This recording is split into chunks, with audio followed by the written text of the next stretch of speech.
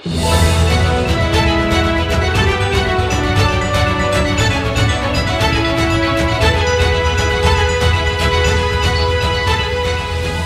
deň, prajem, pán Pastýran. Dobrý deň, prajem. Poprosím vás, skúste priblížiť našim sledovateľom novinky mestskej hromadnej dopravy. Mestská hromadná doprava funguje podľa nových pravidiel od 1.10.2024. Je to výsledkom verejnej súťaže, ktorú mesto Spišská Nová Ves a obec Smížany, lebo sme jeden spojený, poviem, celok, vyhlasilo v zmysle legislatívy, ktorá platí u nás na Slovensku. A došlo tým pádom aj k nejakým zmenám, aj k nejakým novinkám, ktoré nadobudli platnosť v priebehu, teda v závere minulého roku 2024, alebo začiatkom roku 2025. Pre cestujúcich samozrejme je vždycky najzaujímavejšou výška cestovného a vtedy došlo k zmenám od 1.1.2025. Možno sme boli jedným z miest, ktoré dlhšie obdobie nezvyšovalo cestovné v MHDčke a týmto krokom zvyšilo niektoré typy cestovného o dosť výrazný, poviem, nárast. Ale myšlienka a celá filozofia bola približiť sa tzv. Zónovej tarifikácii prímestskej dopravy, ktorá bola prijatá rok pozadu a zónovou tarifikáciou, jej približením teda by sme chceli zrovnoprávniť alebo priblížiť cestovanie ľuďom či prímestskou alebo mestskou dopravou za tých istých podmienok cenových. To znamená, že obyvateľ Tepličky alebo pod Tepličky, Novoveskej Huty alebo obyvateľ Smížian od 1.1.25 môže za tú istú cenu ako v plnom cestovnom cestovať či mestským autobusom alebo prímestským autobusom.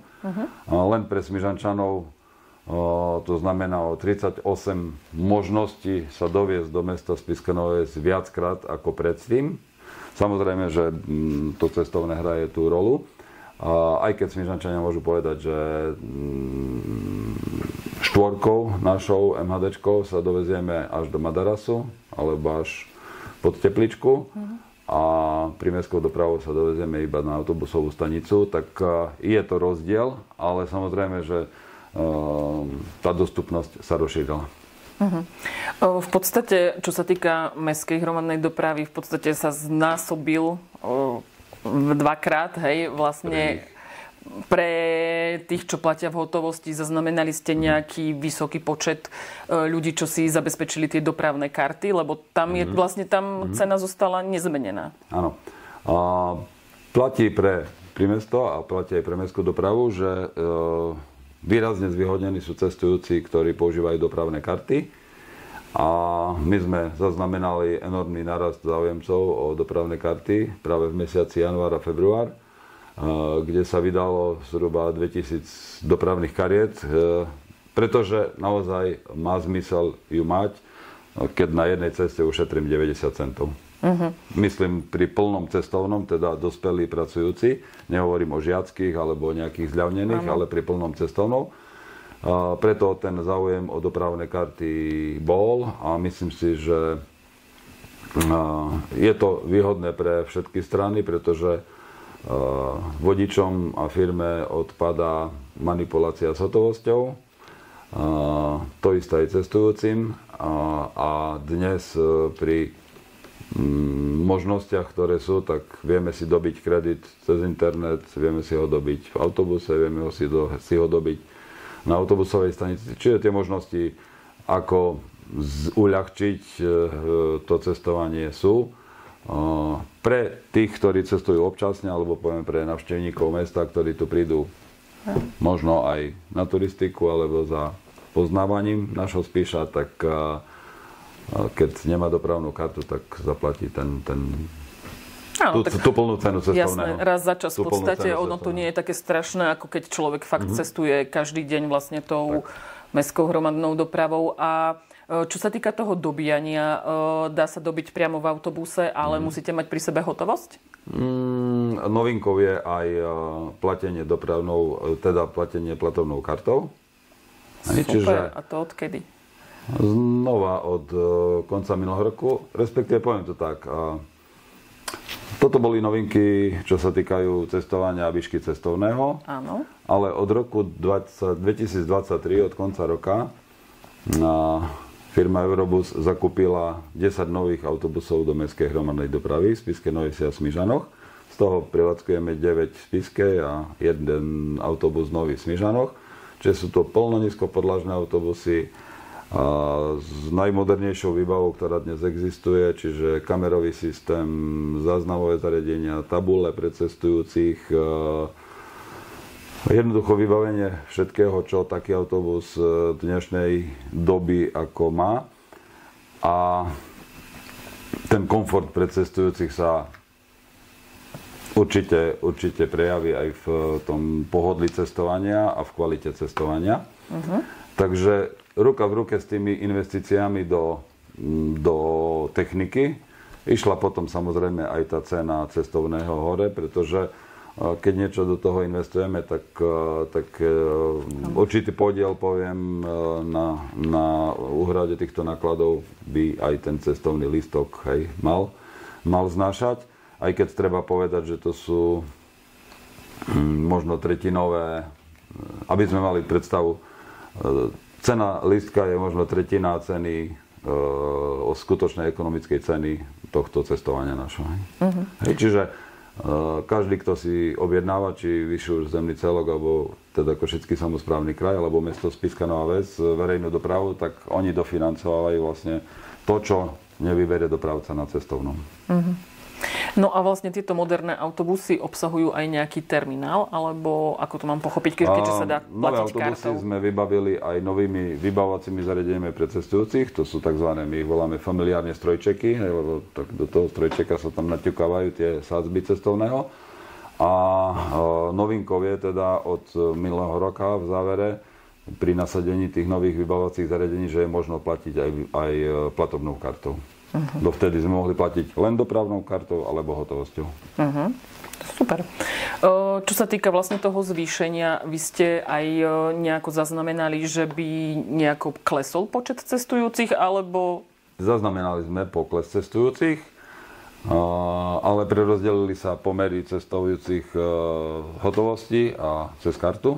Áno. Lebo v niektorých dopravách to bol pomer možno 50/50, že 50% cestujúcich cestovalo pri platbe v hotovosti a 50 dopravnou kartou. Teraz sa tie pomery samozrejme v prospech dopravných kariet otáčajú, pretože sa zvýhodnilo ešte viac ako doteraz cestovanie tou dopravnou kartou. Tá dopravná karta má aj nejakú životnosť? Dopravná karta má životnosť, je vydávaná na 5 rokov a jej vydanie znova je buď osobne na pracovisku v zákazníckom centre autobusovej stanice, alebo dá sa to cez internet, cez aplikáciu Ubian. Znova záleží, kto preferuje aký spôsob vybavovania týchto vecí, či z pohodlia domácnosti, domova, alebo teda navštevou nejakého kontaktného miesta. Samozrejme, čiže si máme pozrieť, dokedy platí a nezabudnúť si po tých 5 rokoch vlastne ju nejako obnoviť. Tak vlastne vy, keď by ste prišli cestovať autobusom a tú kartu priložíte ku zariadeniu, ktoré to načítava, tak vás upozorní, že karta už nie je platná. Aha. Tak potom je dobre mať pri sebe ešte nejaké 2 eurá, áno? Po prípade hotovosť, myslím. Dobre, teraz v poslednej dobe sme zaznamenali aj zvýšený počet vodičiek mestskej hromadnej dopravy. Čo nám k tomuto môžete povedať?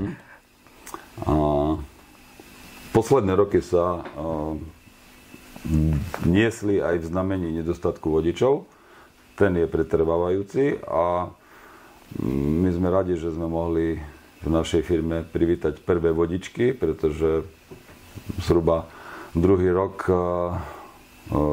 k nám nastúpila prvá vodička, ktorá dodnes je platnou posilou a v tomto koncom roku 2024 nám nastúpila ďalšia kolegyňa a v roku 2025 očakávame, v kurze máme ďalšiu dámu.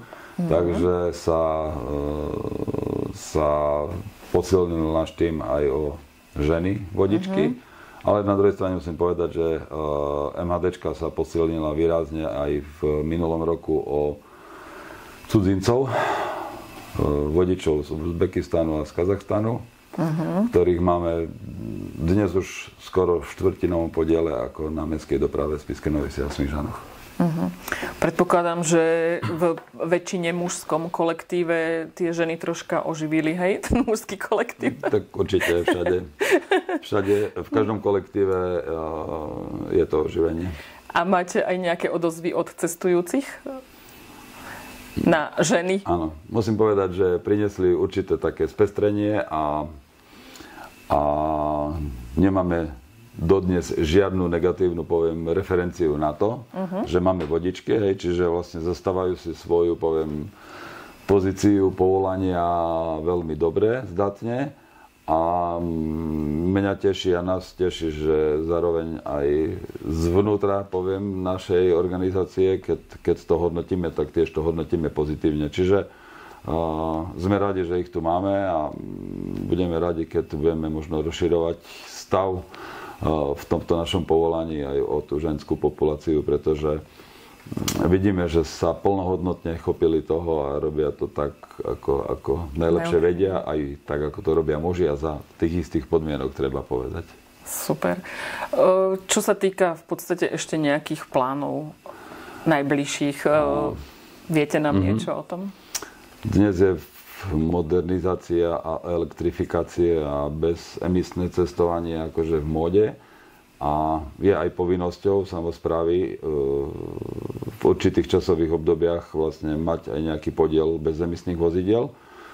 Tak v najbližšom roku 2026 by mali vstúpiť, poviem, na naše cesty aj nové elektrické vozidlá, ktoré by sme mali v priebehu roku 25 obstarávať a v priebehu roku 26 by sme ich nasadili do premávky.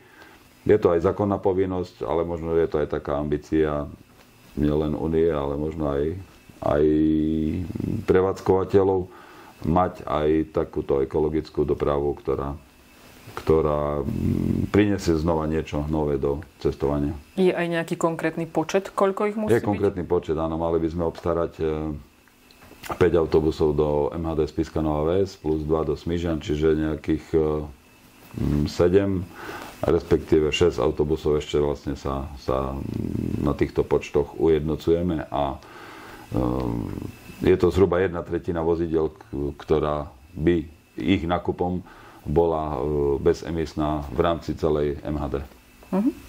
Super. Ďakujeme teda za informácie. Ak je niečo ešte, čo by ste vy chceli odkázať cestujúcim alebo niekomu, kto cestuje mestskou hromadnou dopravou. Jasné. Možno poviem také z tých sťažností a z toho aj, že verejná doprava je zložitý, poviem, akože komplex. MHDčka nadväzuje vždycky na zmeny cestovných poriadkov, ktoré robí železnica. Čiže železničná spoločnosť alebo železnice Slovenskej republiky v decembri vyhlásia zmenu cestovných poriadkov. Všetky MHDčky alebo naša MHDčka prispôsobuje zmeny tomu, aby sme mohli tých ľudí doviezť na stanicu, ku vlakom a tak ďalej a tak ďalej. Ale zase v rámci železnic funguje dnes obnova tých tratí železničných a dochádza k častému, dokonca by som povedal, až k pravidelnému meškaniu, najmä vlakov. Áno. A všetku tú nepríjemnosť súvisiacu s tým cestovaním si nakoniec odnesú naši vodiči, pretože buď nečakajú na stanici, alebo teda skomplikuje sa, poviem, až tá konečná pri cestovaní tomu cestujúcemu, ale rušne vodičovi to nikto nepovie, lebo ten je neosobný, ale náš vodič vlastne prichádza do styku s tými cestujúcimi a dochádza k rôznym situáciám. Samozrejme, že nie dňa, kedy nemáme sťažnosť a sú sťažnosti, ktoré aj nám pomáhajú zlepšovať kvalitu našej práce, ale sú aj sťažnosti, ktoré my nevieme jednoducho ten podnet, ktorý ten cestujúci má, ho vyriešiť. A mnohokrát sa stáva, že aj pri zmenách cestovných poriadkov reagujeme na podnety verejnosti a stáva sa aj to, že zmenou odchodu autobusu v nejakom čase vyriešime požiadavku 10 cestujúcich, ale zistíme, že ďalších 50 cestujúcich sa na to sťažuje, tak preto to musíme vrátiť potom späť. Čiže chcem povedať jedno, že prispôsobiť sa požiadavkám každého v každom čase, na každej zastávke fakticky nie je možné. Čiže musí každý pochopiť niekedy aj situáciu takú, že nemôže očakať na zastávke autobus tedy, kedy práve to on potrebuje, ale že sú nejaké možnosti, ktoré máme a určite všetko robíme preto, aby sme tým ľuďom sprístupnili čo najkvalitnejšiu tú dopravu, ale nie sme taxislužba, nedá sa to na požiadavku konkrétneho človeka. Ako sa spoločnosť vyrovnáva s problémami vandalizmu, napríklad obci Rudňany, kde maloleté osoby hádžu kamene do autobusov a aké v podstate opatrenia prijímate na ochranu vodičov či cestujúcich? Ochrana voči vandalizmu je veľký problém. Dnes pri zakúpení nových vozov, lebo v prímestskej doprave sme ako firma zakúpili 176 nových autobusov, čo je 80-percentné, poviem, zastúpenie flotily vozového parku a znova vybavenie týchto autobusov s kamerovým systémom a so všetkými dnešnými, poviem, technickými už bežnými nevymoženosťami, ale bežnými ako prostriedkami nám pomáha aj pri problémových, poviem, linkách. Sú to najmä linky, kde v tých sťažených oblastiach, ako my ich nazývame, dochádza mnohokrát aj k fyzickému vyhražaniu, napadaniu a dokonca aj k poškodzovaniu autobusov. Najväčší problém v našom regióne máme v Rudňanoch a sme za posledné obdobie urobili aj nepopulárne kroky voči, poviem, cestujúcim. A skončilo to nezastavovaním na zastávke, kde ten problém sa eskaloval neprimeraným, by som povedal, vývojom. Tak komunikujeme s obcov, komunikujeme aj s mimovládnymi organizáciami, ktoré znova sa snažia ako keby prinavratiť stav do pôvodného stavu, ale pokiaľ nemáme, poviem, nejakú záruku v nápravu týchto deliktov, tak určite budeme sa snažiť čo najdlhšie zotrvávať pri takomto stave, aby sme my ochránili tých ostatných, lebo tými autobusmi cestujú aj iní ľudia a aj k ich ohrozovaniu dochádza k ohrozovaniu vodičov a musíme chrániť aj tých ostatných. Takže na úkor jednej skupiny obyvateľstva podstupuje riziko cestovania tá druhá skupina a viem, že je to ťažko riešiteľný problém. Nie jedno stretnutie na úrovni polícii od štátnej, obecnej, všetkých represívnych zložiek sme absolvovali a poviem, v niektorých obciach sa nám podarilo aspoň spolupracovať pri dovoze detí zo škôl a do škôl, kde asistujú tie občianske hliadky obecné, ale takisto to nie je v každej obci, ktorá má osadu rovnako, čiže keďže obsluhujeme viac tých teritórií, tak vieme to aj porovnať, že niekde tá spolupráca s obecným úradom a s občianskými hliadkami je lepšia, niekde slabšia a niekde skoro až absentuje. Takže je to rôzne a my musíme potom vyhodnocovať a prispôsobovať sa aj takýmto veciam. Čiže ste sa už v podstate stretli s tým, že bol aj fyzicky napadnutý vodič? Bol už aj napadnutý, áno, bol. No čo, maloleté dieťa, trestne postihnúť nemožné. A čo sa týka vlastne tých kameňov do autobusu, kto potom to nejako znáša tie náklady na opravu, alebo teda... Poistky a potom platíme vyššie poistné a potom nemáme v prevádzke autobusy, ktoré sú poškodené. A to je kolotoč problémov, ktoré s tým súvisí. No poviem pravdu, musím poklopať teraz za posledné obdobie trošku ustúpila tá vlna, ale mali sme 4-5 rokov dozadu jedno leto, ktoré bolo katastrofálne. Možno 12 poškodení na tom istom mieste z priebehu 4 mesiacov letných. To potom už aj ten vodič je, dá sa povedať, že ani nechce ísť na tú trasu, či? No musíme motivovať vodičov aj tí, ktorí jazdia v tých sťažených podmienkach, že majú niečo naviac oproti iným teritoriám, ale niekomu to nestojí ani za to. A boli aj prípady také, že poviem to takto na rovinu, keď mladý človek sa podujal a robí prácu vodiča a keď odchádzal po niekoľkých mesiacoch z firmy preč a keď som sa opýtal, tak hovorí, že skoro ráno vstávam, celý deň vozím neprispôsobivých, večer neskoro prichádzam, nevidím svoje dieťa, tak to si život nepredstavujem. Čiže v podstate ten problém, čo sme spomínali aj predtým s tými vodičmi, on stále... On má viacero faktorov. On má viacero faktorov, viete, lebo kričať, že máme nízke mzdy, je jeden faktor, hej, alebo kričať, poukazovať na to, hej, to nehovorím, že kričať, hej, ale poukazovať na to, že problém je v mzde. Niekedy už to nie je ani problém v mzde, lebo mohol by som povedať o iných dopravách v rámci Slovenska, o iných mestách, kde pristúpili k tomu trošku inak a vlastne zistili, že ani skokovým navýšením miest nezískali dostatok vodičov. Hej.